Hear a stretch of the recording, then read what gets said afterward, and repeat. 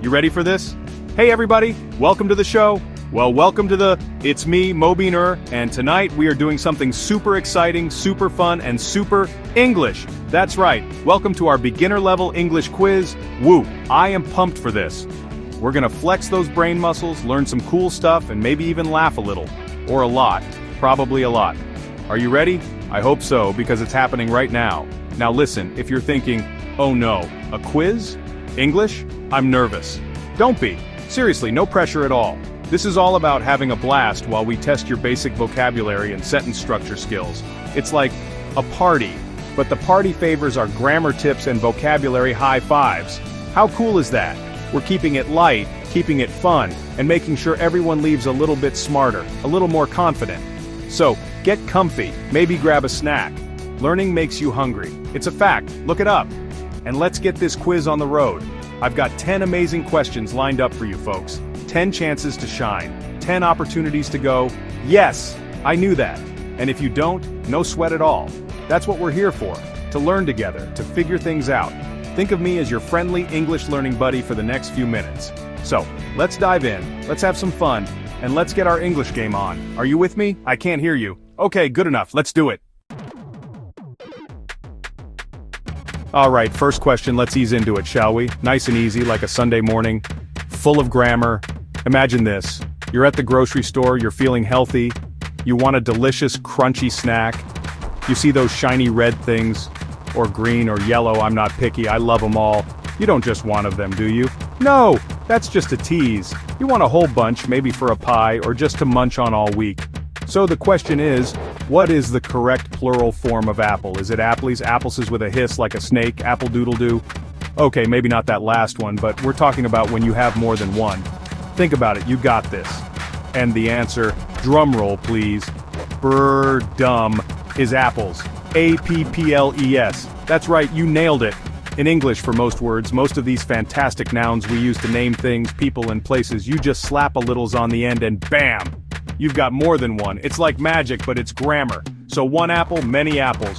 One banana, many bananas. One hilarious host, many hilarious hosts. Well, maybe just one of me for now, thankfully for you. Chuckles. But you get the idea. Easy peasy apple squeezy. You're already one for one. Look at you go. You're an English whiz already. Okay, question number 2. Moving right along, you guys are doing great. I knew you would. This one is all about making our sentences sound super smooth, super correct. We're talking about verbs, those awesome action words, and how they sometimes change a little bit, like a chameleon, depending on who's doing the action. So, let's say we're talking about a guy, let's call him Bob. Bob is a busy fella, always on the move. The question is, choose the correct sentence. Your options are A, he go to school, B, he goes to school, or C, he going to school. Which one sounds like Bob is actually, attending class regularly and not just like vaguely pointing in the direction of a school? This is a classic, a real cornerstone of getting that present tense just right. And the correct answer is B, he goes to school. Ding, ding, ding, you got it, fantastic. When we're talking about one person, he, she, or even it, like it goes woof, my dog does that all the time, in the present simple tense, that verb usually gets a little s or e's at the end. So go, but goes. It's like they're special, they get an extra letter. It's a small change, but it makes a big difference in sounding like a pro. You're nailing this, 2 for 2, high five. Alright, question 3, time to switch gears a bit, do a little verbal gymnastics, we're talking opposites. Like up and down, left and right, night and day, pineapple on pizza, and, well, good taste. Winks then quickly. Just kidding, pineapple fans, you do you. I'm not here to judge your pizza toppings, only your English skills. But this one is a bit more straightforward, I promise. No controversial food opinions involved. So the question is, what is the opposite of hot? Is it warm, spicy, really not hot at all, like the absence of hotness, or something a little chillier? Think about it. If something isn't hot, what is it? And the answer, my friends, is cold. C-O-L-D, brr. Shivers dramatically. That's right, hot and cold are antonyms. Big word, I know, just means opposites. Like fire and ice, summer and winter, my singing voice and, well, an actual singer's voice. Laughs good-naturedly. But yeah, cold is the perfect opposite of hot. If your coffee is too hot, you wait for it to get, well, not cold, but cooler. But if the weather is hot, the opposite kind of weather is cold. You guys are on fire. Metaphorically speaking, of course. Don't want you to be hot or cold, just right, like Goldilocks, 3 for 3. Chapter 4. Painting with words, spot the color. Question 4. Let's get a little artistic, shall we? Unleash your inner Picasso, your inner Van Gogh. This one is all about identifying a very specific type of word, a word that adds vibrancy and life to our descriptions. Imagine you're painting a picture or picking out a new t-shirt, gotta look sharp, or describing a beautiful sunset. You'd absolutely need these kinds of words. So the question is, which word is a color? Your options are A table, B blue, C book, or D tree. One of these things is not like the others. One of these things just doesn't belong. In the not a color category anyway. Take a peek, what do you think? Taps chin thoughtfully, squints as if examining colors. Take a second, visualize them. A table. That's a thing, you put stuff on it. A book. Also a thing, full of amazing stories and knowledge. A tree. Definitely a thing. Gives us shade and oxygen, good old trees. And then there's blue. And blue, ladies and gentlemen, boys and girls, is our winner. It's a color, like the sky on a perfect day or the deep ocean or maybe even my mood if I don't get my morning coffee. Laughs. Table, book and tree are all nouns, they're objects or things. But blue describes a quality, a visual sensation. You guys are seeing this quiz in full color now. Fantastic. 4 for 4. Unbelievable. Chapter 5. Living in the now. Present tense power. Alright, halfway there folks. Question number 5. You are absolutely crushing this quiz. I'm so impressed. This time, we're diving back into the wonderful world of tenses.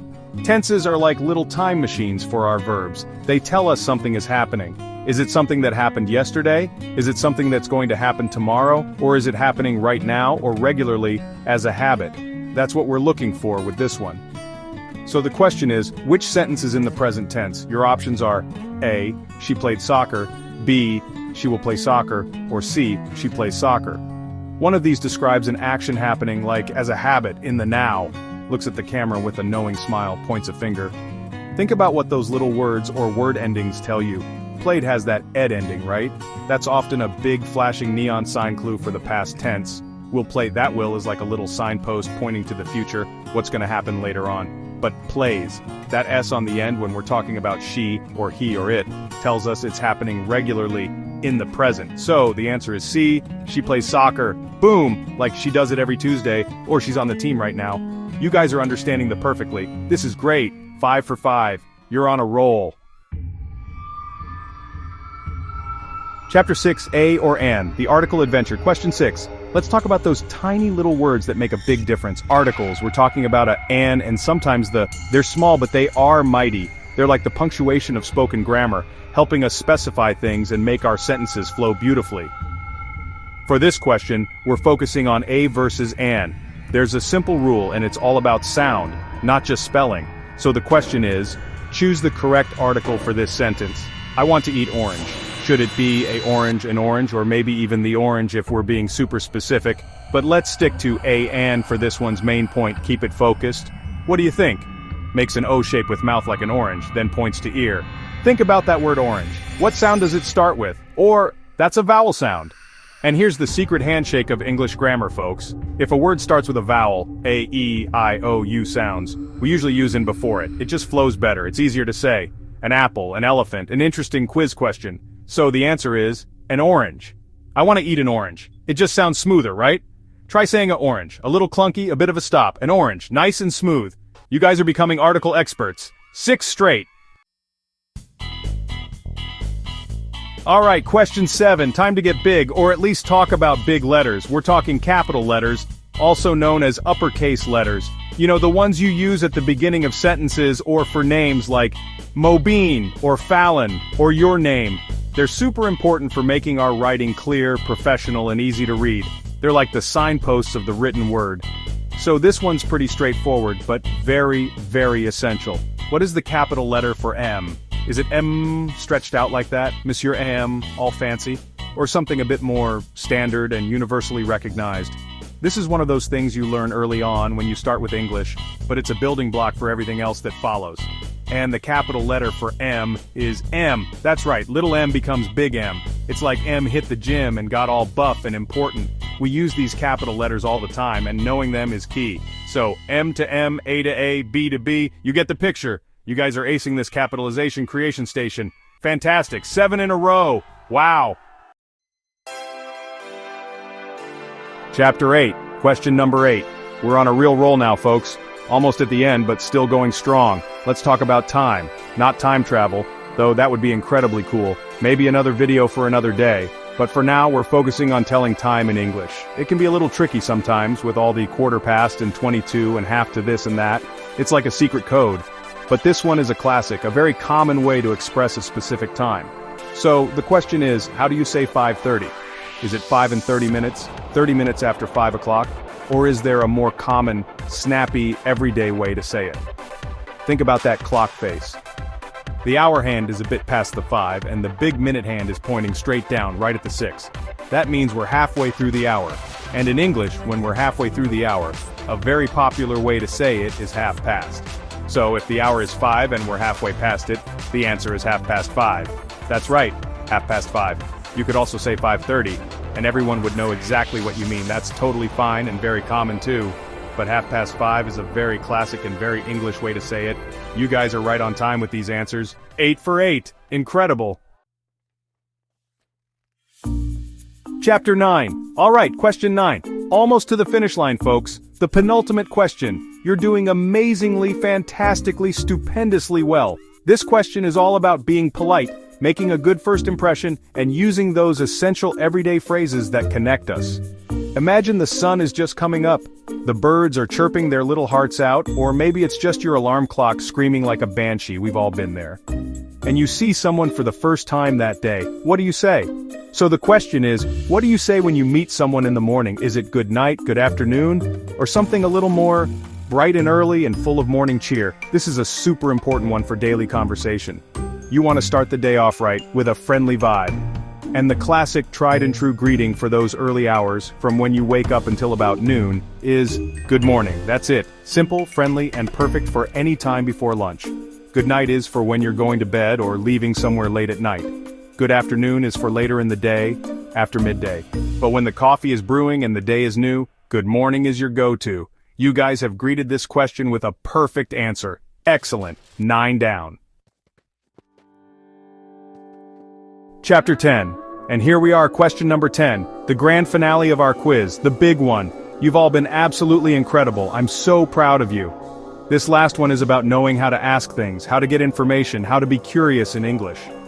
It's about spotting a question mark's best friend, the question structure. So the question is, which one is a question? Your options are A, the cat is black, B, is the cat black, C, black is the cat. One of these is looking for an answer. It's an inquiry, a query, well, you know, a question. Which one is it? Think about how we flip things around in English to ask something. Sentence A, the cat is black, that's a statement. It's telling you something, a fact, or an opinion about a cat.